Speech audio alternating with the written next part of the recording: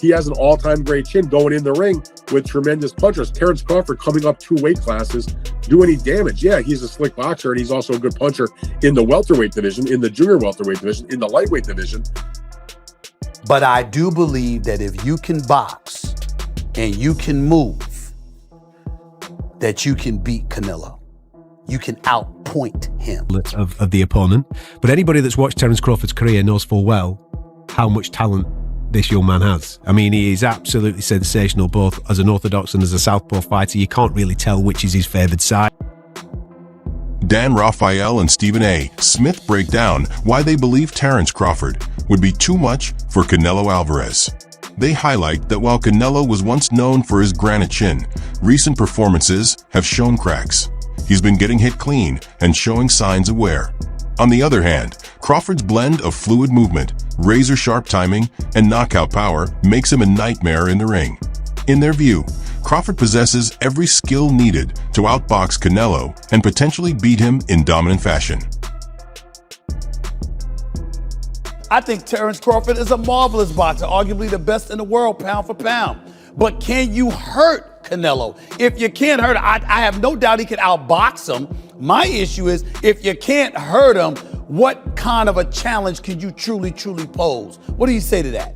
No, that's a great point. I mean, here's the thing. Canelo Alvarez has a historically great chin. Now, I go back way back when he first came to the United States and started boxing, and he found himself on an HBO pay-per-view undercard years and years ago, fighting against the older brother of the great Miguel Cotto. His name was Jose Miguel Cotto, and he had gotten a ton of hype. He had signed with Golden Boy Promotions, and a lot of those of us in the media. And I had seen him a couple of times before that. This is my first time seeing him in person, really paying close attention. And he almost got knocked out in the first round. And I remember Stephen A., all of us looking around at Media Row going, what the heck is this all hype about? This man can't take a shot. He's going to get drilled. He was lucky that the fight was over, that the round was over in round 1, or there might have been some much more trouble. Stephen A., that was like, 16, 17 years ago. I've never seen him wobbled, rocked, physically, visibly hurt since then. He has an all-time great chin going in the ring with tremendous punchers. Terence Crawford coming up 2 weight classes, do any damage? Yeah, he's a slick boxer, and he's also a good puncher in the welterweight division, in the junior welterweight division, in the lightweight division. But even at junior middleweight, which is where Terence Crawford had his most recent fight back in August, when he moved up and he won a world title, he didn't blow the doors off. He fought a very tough, solid opponent named Israel Madrimov. He gave him a good fight. It was very close.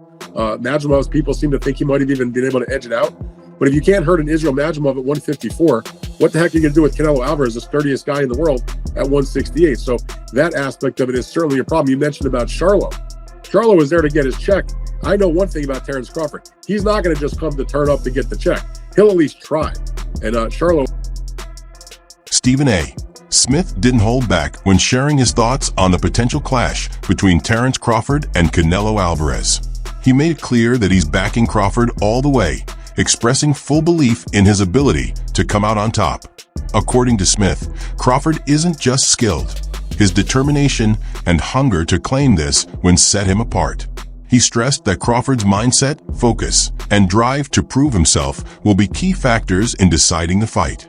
Smith's confidence highlights just how much he respects Crawford's ambition and relentless preparation. Got a love for boxing. Yes, love boxing. Who gonna win the fight, man? That's coming up, the biggest fight in boxing. Crawford. Huh? Crawford. I'm not hesitating. Crawford. I'm not even hesitating. Crawford. You gonna stand on that all the way to September 13th? I love Canelo. Crawford will beat Canelo. Crawford will beat Canelo by decision. I can't see anybody knocking out Canelo Alvarez. But I do believe that if you can box and you can move, that you can beat Canelo.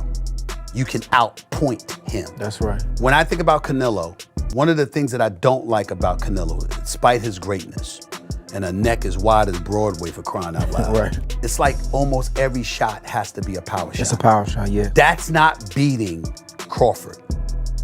I will confess, I think Gervonta Davis's trainer, Cal, I think he said this. He said Crawford could find himself in trouble if he decides to engage with Canelo, because Canelo is the naturally bigger, stronger fighter. And I don't care that Crawford's gotten bigger, and I don't care that Crawford's gonna go in there just as big as Canelo. Canelo is accustomed to fighting at the weight, and Crawford is not. And Canelo is a genius in this regard. You don't see him show up for fights not ready. He's always ready. Always prepared. He's always ready. He's always that. prepared. So I think he's the slower fighter, though. And I think that Crawford is brilliant as a boxer. And I think that between switching to conventional and southpaw, using his jab and movement, I think that Crawford is going to outpoint Canelo because Teddy Atlas adds strong support to Crawford's side by stressing that in boxing, skill always outweighs size. He argues that factors like weight and reach can never surpass true mastery of technique. Atlas points out that Crawford's game is built on accuracy, sharp timing, and the ability to adjust mid-fight, qualities far more impactful than brute strength. From his perspective, Canelo's power and physical presence lose effectiveness when matched against someone who can break down opponents with pure technical ability. His analysis reinforces the idea that real boxing IQ can erase physical disadvantages and tip the scales in the biggest fights. Maybe Canelo's reputation is a little inflated. Crawford versus Canelo at 168 pounds would truly put that to the test. Overrated? Terence Crawford versus Canelo Alvarez at 168 pounds. Canelo's really good. Really good. But I think Crawford is special. I know he hasn't fought the resume everyone wants, but you have that or you don't have that ingredient. I think he has it. Canelo's really good. He's tremendous. But could he be a tiny bit overrated? The greatness is within Crawford. It's in his desire. It's in his mind. It's in his makeup, where he came from. I know he's moving up in weight class. Can he carry? Al Bernstein shines a spotlight on one of Crawford's most dangerous qualities, his unpredictability. He explains that Crawford never sticks to a fixed game plan. Instead, he adjusts on the fly, forcing opponents into constant confusion. Against someone like Canelo, who relies heavily on rhythm, timing, and counterpunching, that unpredictability becomes a major problem. Bernstein also points out Crawford's ability to seamlessly switch between orthodox and southpaw stances, which only adds to the puzzle. This adaptability makes it extremely tough for Canelo to anticipate what's coming, leaving him open to sharp combinations that can land before he even has time to react. Most fans or most people would probably say Crawford, I'm guessing, because that's a big part of how he's won, and everybody feels that and rightfully so, that the way he's figured out, I mean, he's constantly changing from lefty to righty. He's a person that alters his attack. Sometimes he's a boxer. Sometimes he's walking people down. Canelo's style is more the same in most fights. He is a counterpuncher who's waiting for you to make your move so he can counterpunch you. Then when he has you in trouble, he's willing to move forward. His attack is a pretty straightforward one. On the face of it, you might say Crawford, but I think the thing about Canelo Alvarez is that he has seen every style. Gareth A. Davies shifts the spotlight to Terence Crawford's vast experience, emphasizing that the American star has been competing at the professional level for more than 15 years. This long career has sharpened his instincts, elevated his fight IQ, and taught him how to remain composed under the highest levels of pressure. Davies notes that Crawford's skill has never been in doubt, with a resume stacked with victories over top-tier opposition. Throughout his journey, he has faced every kind of fighter, heavy hitters, slick technicians, and battle-tested veterans, and always found ways to adapt and prevail. It's this adaptability, combined with patience and technical brilliance, that has cemented his reputation as one of the most complete fighters of his era. According to Davies, that depth of experience gives Crawford a powerful edge, one that can't be overlooked when imagining a possible clash with Canelo Alvarez. That he's gone through, the weights that he's gone through, and the opponents that he has been in with. He's come up short against a couple, but he's come through some big challenges as well through his, 66 professional bouts since he was 15 years of age. There's no doubt that this is the biggest test of Terence Crawford's career, not only because of the weight step up, but also because of the level of the opponent.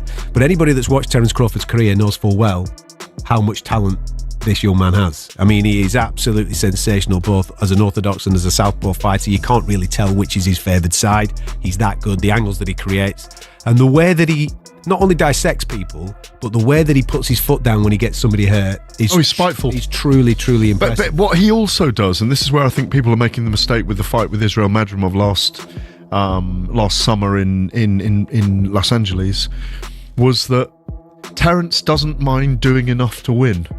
He doesn't, if he knows he's got to win on points, he's happy to tuck everything neatly in the office and win round by round. It reminds me of Floyd Mayweather. It reminds me of Pernell Whitaker. It reminds me of guys that win with ease without overstretching themselves, that don't have to get in a battle.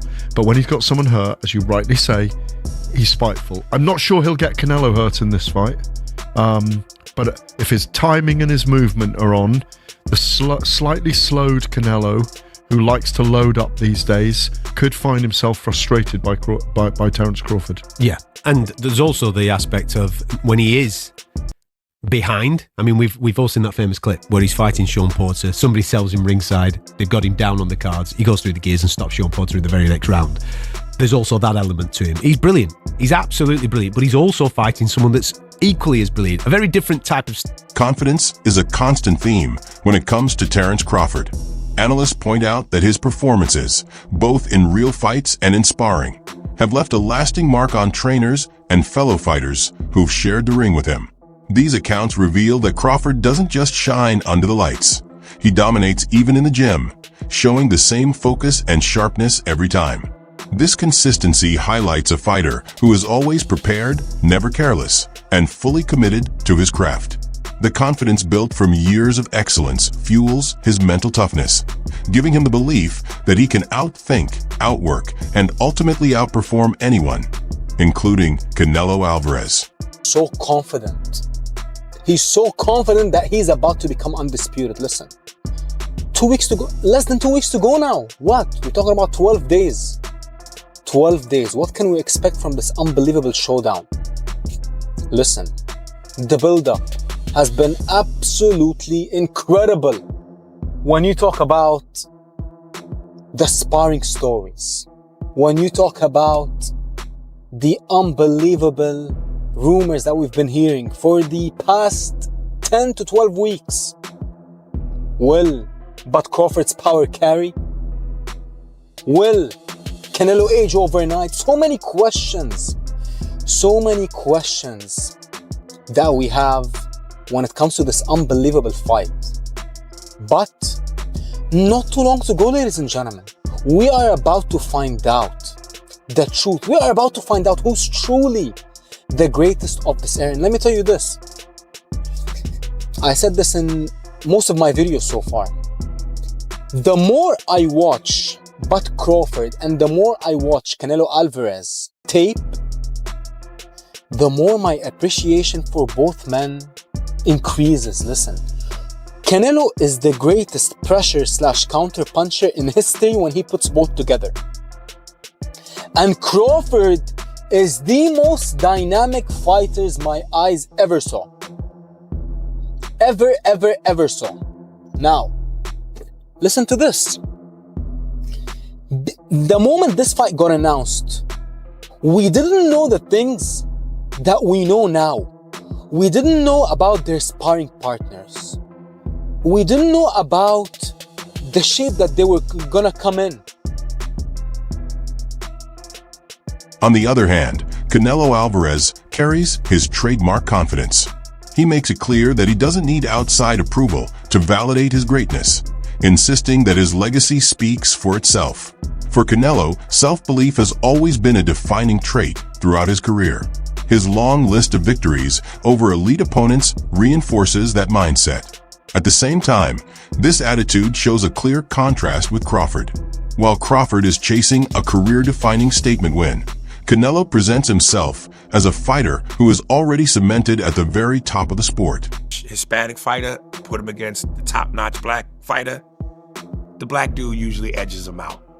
And I'm not trying to be disrespectful to the Latino fighters, because look at the greats. De La Hoya, motherfucking Roberto Duran, Arguello, Felix Trinidad, what's my man's name? Chavez. Huh? So there have been legends, but 9 times out of 10, when the top Mexican legend takes on the top black legend, the black dude wins. Boxing and basketball is just something that niggas just, we got that wop that just, we edge you out. We edge you out. Duran lost to Hagler. He got knocked out so viciously by Hearns. The rumor is he's still waking up today. He lost he did the no mas with Leonard. Yeah, no, I've been hanging out with Sugar Ray Leonard recently. We talked about that whole situation. Hoyer lost to Floyd. He lost to Bernard. He lost to Sugar Shane Mosley. Usually the black fighters edge out the Latinos when it come down to it. So basically you're saying Crawford's going to win because he's black. I'm saying he's going to win because he's got the skills. But that black component, that's that extra juice. That's that extra juice? I mean, look. It's like the Batmobile when it's going fast and then he hits the nitro button and the flame shoots out of the back of the car and takes it to another level. Black dudes have the nitro switch. Sean Porter speaks with absolute confidence when assessing Terence Crawford's chances against Canelo Alvarez.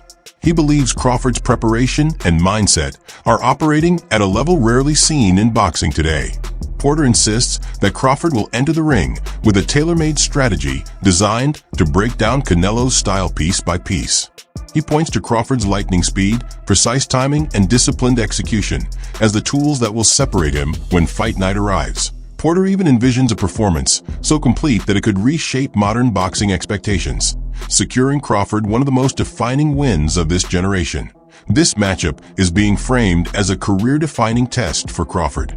Many argue that Canelo Alvarez is the most dangerous opponent he has ever faced, raising the stakes higher than ever before. But the pressure doesn't just sit on Crawford's shoulders. It weighs heavily on Canelo as well.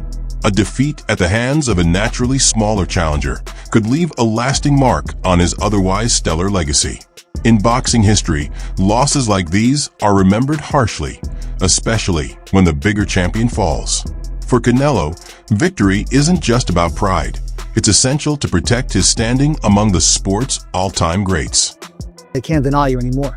I don't know, but I don't give a fuck too. So I feel I'm the best, and that's it. I don't focus on if the people say or put me in the first position. I'm the best. I feel I'm the best. I'm doing because I love boxing. I call Canelo out because, like I said, he the last great fighter amongst the era that surpassed us. This is my mega fight. This is my moment. You didn't have much interest in this Crawford fight. You were saying that there wasn't much in it for you, and you pointed out that people will say that he was too small. What changed? I think he's one of the best fighters for more fun. No, he accomplished a lot of things too. Mexican with the American fighter is always big. When he fights you at Allegiant Stadium, I imagine it's going to be, 55,000 plus screaming Canelo fans, right? Many speaks with absolute confidence when assessing Terence Crawford's chances against Canelo Alvarez. He believes Crawford's preparation and mindset are operating at a level rarely seen in boxing today. Porter insists that Crawford will enter the ring with a tailor-made strategy designed to break down Canelo's style piece by piece. He points to Crawford's lightning speed, precise timing, and disciplined execution as the tools that will separate him when fight night arrives. Porter even envisions a performance so complete that it could reshape modern boxing expectations, securing Crawford one of the most defining wins of this generation. This matchup is being framed as a career-defining test for Crawford. Many argue that Canelo Alvarez is the most dangerous opponent he has ever faced, raising the stakes higher than ever before. But the pressure doesn't just sit on Crawford's shoulders. It weighs heavily on Canelo as well. A defeat at the hands of a naturally smaller challenger could leave a lasting mark on his otherwise stellar legacy. In boxing history, losses like these are remembered harshly, especially when the bigger champion falls. For Canelo, victory isn't just about pride. It's essential to protect his standing among the sport's all-time greats. Legacy. And he gave a resounding yeah. A resounding yeah. He said it would massively tarnish Canelo's legacy. And some of the things that he said were just basically things that most of us know, just some register and make sure that other people know and others don't, right? But it would tarnish his legacy, and for the obvious reasons.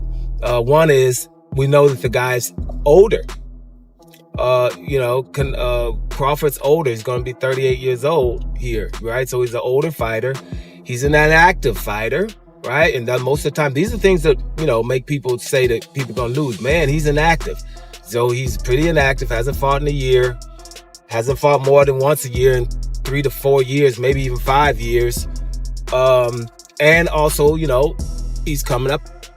Showbiz the Adult, a respected voice in boxing analysis, approached the Crawford versus Canelo showdown with balance and fairness.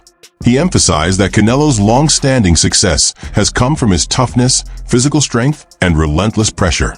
By wearing opponents down with precise counters and a steady pace, Canelo has built a reputation as one of the most dangerous and durable fighters in the sport.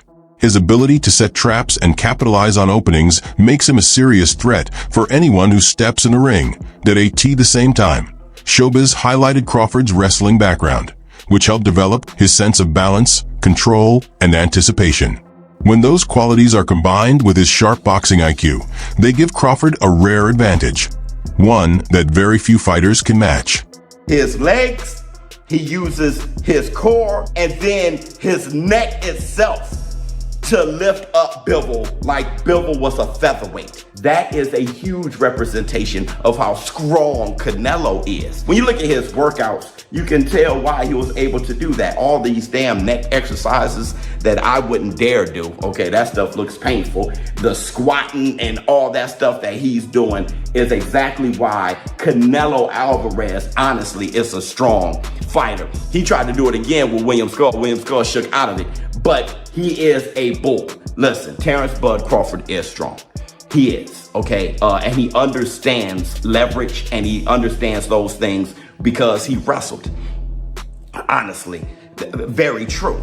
But Saul Canelo Alvarez is also extremely strong. Now That's going to do it for today's breakdown. Don't forget to share your thoughts on how you see Crawford versus Canelo playing out. Until next time, thanks for watching.